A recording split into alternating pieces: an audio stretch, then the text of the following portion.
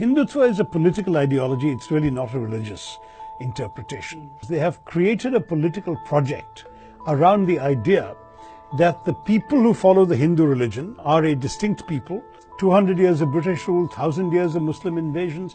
Now the time has come for them to reassert themselves, and Hindutva is a project to advance the political agenda of those who believe this by trying to create a consciousness of separation amongst these self-defined Hindus.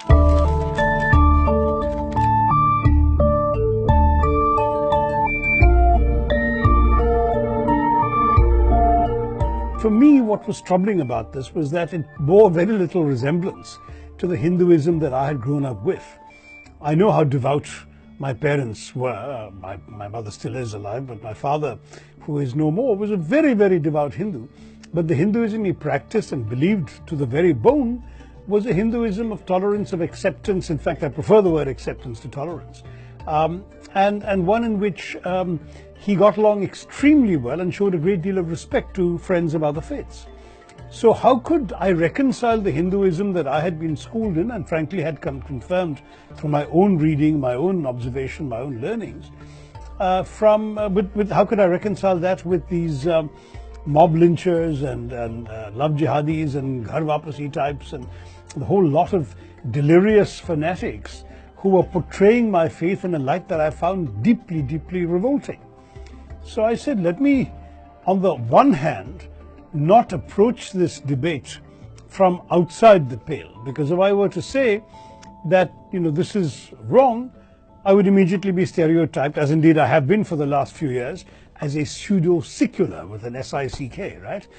I wanted this to be an argument within the Hindu faith, between people who consider themselves to be good Hindus, or decent Hindus, or believing Hindus, or seeking Hindus, whichever phrase you want, but who don't subscribe to this kind of notion of Hindutva, and those who have reduced Hinduism far from the soaring metaphysics and philosophical inquiry and spiritual yearnings of the ancient texts into something more akin to the team loyalty of the British football hooligan. But even if I can reach a small segment of Hindus and give them confidence in their own faith, I will have, I hope, made a contribution to resisting the takeover, the hijacking of Hinduism by forces inimical to its very essence.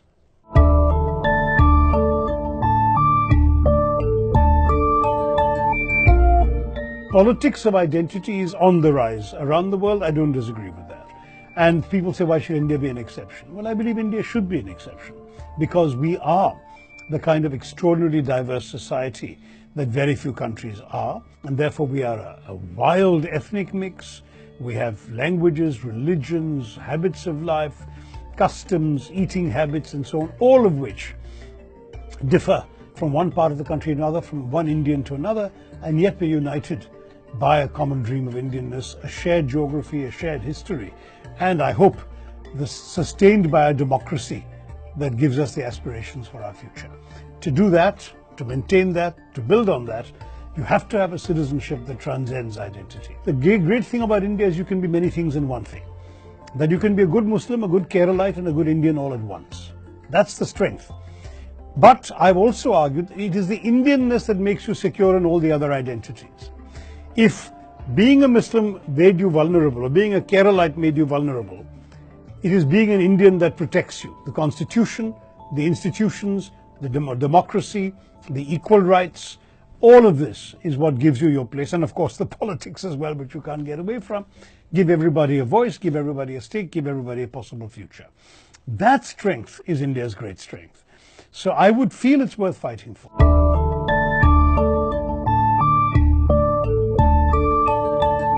Hindutva is a political ideology, it's really not a religious interpretation.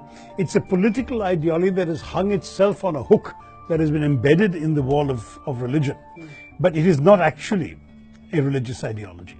What they've done is they have created a political project around the idea that the people who follow the Hindu religion are a distinct people.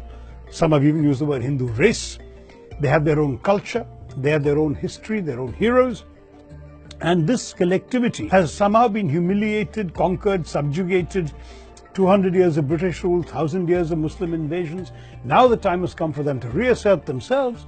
And Hindutva is a project to advance the political agenda of those who believe this by trying to create a consciousness of separation amongst these self-defined Hindus. Isn't it ironic? Separatism is supposed to be what minorities do to break away. Pakistan broke away from India as a separatist project.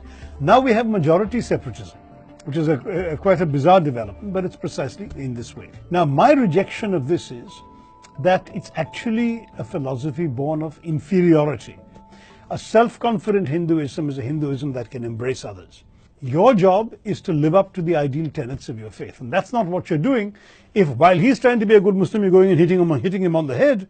You're not being a good Hindu. And there is this atavistic fear that they will lose their Hindutva project if people start becoming more liberal in their social attitudes and behaviors. That explains simultaneously a number of things: the opposition to interreligious marriage, the opposition to intercaste marriage, the opposition to gay relationships, anything and everything that cannot be narrowly straitjacketed into some, almost Khap Panchayat ideal of what good Hinduism ought to be, is something that terrifies them.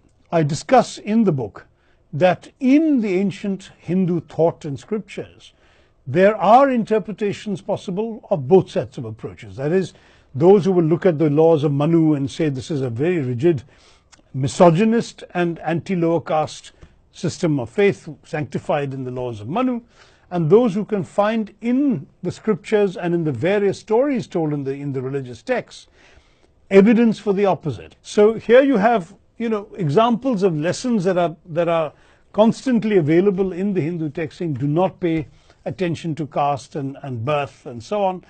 Look at the larger worth of the individual, look at the substance of the issue. And I think that because Hinduism is such an extraordinarily diverse faith, the believer, the reader, the seeker can choose what he wishes to choose from the texts and the materials and the ideas available to him. It's up to you. If you choose the wrong thing, that's your choice. Don't blame Hinduism. Hinduism has offered you an alternative choice.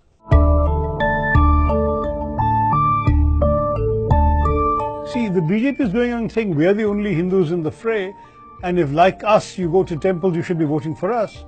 Let's get that out of the way, saying we also go to temples. We never showed it in the past, but now we'll show it. So, they go to temples, we go to temples. Now let's talk about development. Let's talk about Vikas. Look, I'm an MP in Thiruvananthapuram where I have various kinds of people in my constituency. I go to temples, I go to mosques, I go to churches all the time. And that kind of politics has always been there in sort of multi-ethnic, multi-religious India.